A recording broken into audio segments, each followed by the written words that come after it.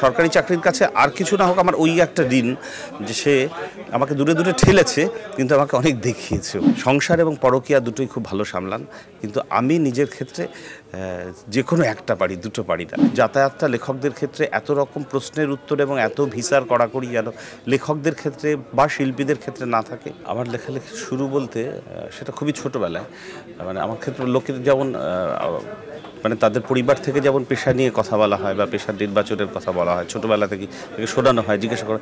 আমার বাবা যেমন চাইতেন যে আমি তার ছেলে যেন লেখক হই, বলতে গেলে সেটাই আমার লেখালেখি শুরু বা লেখক হওয়ার ভাবনার শুরু।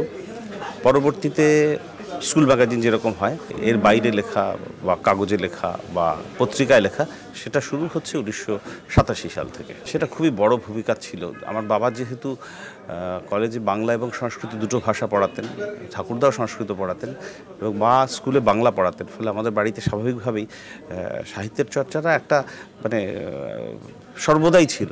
সাহিত্যের চর্চা এবং সাহিত্য নিয়ে কথা বলা, বিভিন্ন কবিতা, রবীন্দ্রনাথের কবিতার যে কোনো জায়গা থেকে বাবা পারিবারিক কোনো একটা বিষয় রবীন্দ্রনাথের কবিতার একটা রেফারেন্স দিলেন, বা বেড়াতে গিয়ে শুনতাম বাবার গলায় কবিতার আবৃত্তি। এই আবহের ভেতরেই বড় হতে হতে লেখক হওয়ার একটা চেষ্টা শুরু করেছিলাম। আমার শিক্ষকদের কাছে আমি ভীষণ রকমের কৃতজ্ঞ। বিশেষ করে আমি হাই স্কুলে আসার পরে যে মাস্টারমশাইদের পেয়েছি, বিশেষ করে অশোক পালিত বলে একজন ছিলেন, তিনি আমাদের পড়াতেন বাংলা, এবং তার বাইরেও আসলে তিনি আমাদের বাংলা পড়াতেন না, তিনি আমাদের সংস্কৃতি পড়াতেন। সংস্কৃতি পড়ানোটা তো এখন উঠে গেছে, তিনি আমাদের সংস্কৃতি পড়াতেন এবং তার প্রগাঢ় প্রভাব আমার উপর রয়েছে। বিভিন্ন সময় আমি আমার শিক্ষকদের কাছে ঋণের কোনো শেষ নেই। এখন শিক্ষা ব্যবস্থাটা সেরকম আছে কিনা সেটা অন্য বিতর্ক, কিন্তু আমরা স্কুল থেকে ভীষণ রকমের প্রভাব পেয়েছি সাহিত্য মনস্ক বা সংস্কৃতি মনস্ক হয়ে যাওয়ার বিষয়ে। সেইটার কারণ আমার চাকরি। আমি কলকাতায় ডাক্তারি পড়লেও এবং সেই সময় আমার লেখালেখি শুরু হলেও আমি ডাক্তারি পড়ার শেষেই চাকরি পেয়ে প্রথমে যাই বাঁকুড়া একেবারেই গ্রাম, যেটা কলকাতার কাছে প্রায় অপরিচিত। তারপর ইছামতির ধারে একটি জায়গা উত্তর চব্বিশ পরগনা, সেখানে আমার পোস্টিং, আর তারপরে তো কালিম্পং। ফলে আমার এই যে পশ্চিমবঙ্গের বিচিত্র গ্রাম এবং মফস্বল দেখা, মূলত গ্রাম দেখা চাকরি সূত্রে, সরকারি চাকরির কাছে আর কিছু না হোক আমার ওই একটা ঋণ যে সে আমাকে দূরে দূরে ঠেলেছে কিন্তু আমাকে অনেক দেখিয়েছেও। এইটার না একটা খুব গতানুগতিক উত্তর আছে। সেই গতানুগতিক উত্তরটার আমিও বাইরে নই। সেটা হচ্ছে একজনের ভেতরে যখন লেখক সত্তা তৈরি হয়ে যায় তখন সে আর না লিখে পারে না। যেমন একজন পেইন্টার বা একজন ফিল্ম মেকার, একটা সময় তার কাছে একটা ইম্পেটাস আসে, তারপরে সে ফিল্মটা না বানিয়ে আর পারে না, বা তার সেই ছবিটা না আঁকলে আর ঘুম হয় না রাতে। আমার কাছেও একটা লেখা যখন আসে, যেহেতু আমি লেখার এতদিন ধরে কাজ করতে করতে হয়তো ভাষাটা রপ্ত করতে পেরেছি, ফলে যখন একটা ভাবনা আসে তখন সেই ভাবনাটা না লিখে হয় না, এইভাবেই লেখাটা শুরু হয় আমার কাছে। এইটা একটা খুবই বিতর্কিত প্রশ্ন। অনেক লেখা হচ্ছে, লেখকের সংখ্যা অনেক বেড়েছে। ধরো 60s, 70s, 80s রবীন্দ্রনাথের কথা তো ছেড়েই দিলাম, ক্লাসিক ছেড়েই দিলাম, সেই তুলনায় লেখক অনেক বেড়েছে, কিন্তু লেখার মান কমে গেছে। সংখ্যা বৃদ্ধিটা একটা বড় কারণ, আর সকলকেই একটা করে বা একাধিক করে বই বার করতে হবে, সেটাও একটা বড় কারণ। কিন্তু এর বাইরেও আমি একটা কথা বলবো যে অনেকেই ভালো লিখছেন। আমি তুমি চাইলে আমি কয়েকজনের নামও বলতে পারি। তো কিন্তু মানে যাদের লেখা দেখে, মানে যারা আমার পরে লিখছেন কিন্তু যাদের লেখা দেখে শিখি, কিন্তু সে সংখ্যাটা কিন্তু কম। সেটা বাংলাদেশেও কম, পশ্চিমবঙ্গেও কম, যাদের লেখা আমি পড়ি। সোশ্যাল মিডিয়া আসলে সবসময় তো শিরোনাম হওয়ার একটা চেষ্টা চলে, তো ফলে সোশ্যাল মিডিয়া আমার নিজের ক্ষেত্রে যেমন আমার সোশ্যাল মিডিয়া সেই অর্থে নেই।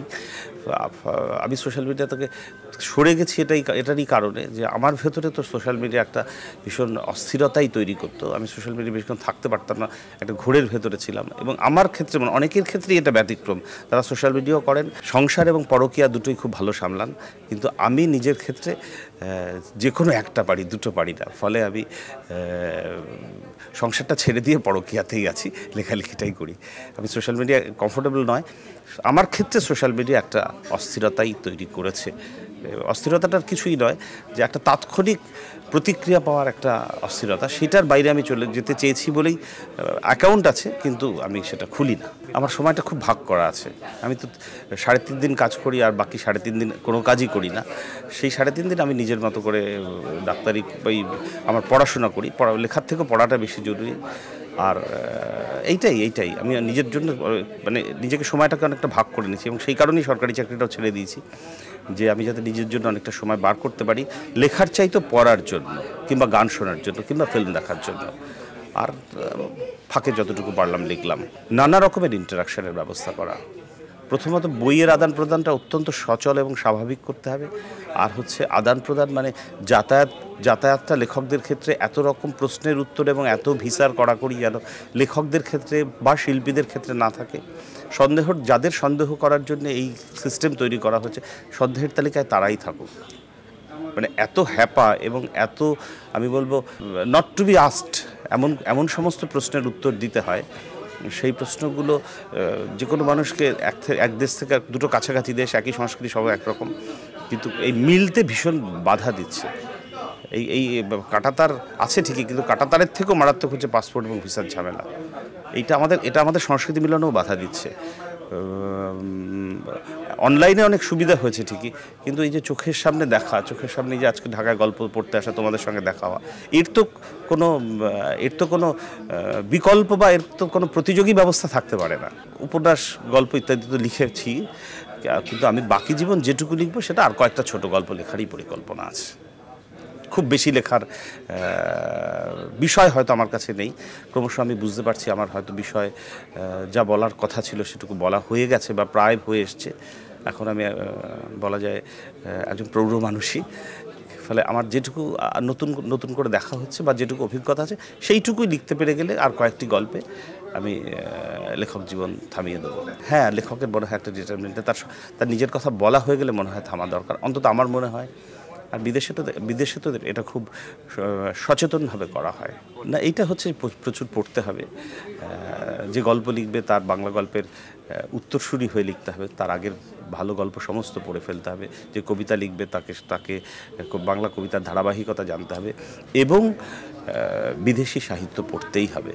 বিদেশি সাহিত্য একদম অন্যরকম হয়ে গেছে, বিশেষ করে ল্যাটিন আমেরিকান লিটারেচারের সঙ্গে আমাদের যোগাযোগের ফলে ইউরোপিয়ান ভিক্টোরিয়ান বা তার পরের যে লিটারেচার, সেইটার একটা প্রভাব আছে, সেটা অনেকটা একাডেমিক হয়ে গেছে। ফলে এই পোস্টমডার্ন লিটারেচারের জন্য আমাদের বিদেশি সাহিত্য যারাই লেখালেখি করবেন, উত্তরসূরিদের যেমন জানতে হবে, তেমনি আধুনিক পৃথিবীর সাহিত্যের ধারাকে জানতে হবে। এটা সমস্ত ক্ষেত্রে, লেখার ক্ষেত্রে সত্যি, সঙ্গীতের ক্ষেত্রে সত্যি, ফিল্ম মেকিংয়ের ক্ষেত্রে সত্যি, পেন্টিংয়ের ক্ষেত্রে সত্যি। যে কোনো শিল্পী যারা নতুন, তাদের কাজ করতে হলে উত্তরসূরিকে জানতে হবে এবং বিদেশকে জানতে হবে। সংবাদ, ফিচার ও অনুষ্ঠানের জন্য ভিজিট করুন সংবাদ প্রকাশের ওয়েবসাইট এবং যুক্ত থাকুন ফেসবুক পেজ ও ইউটিউব চ্যানেলের সঙ্গে।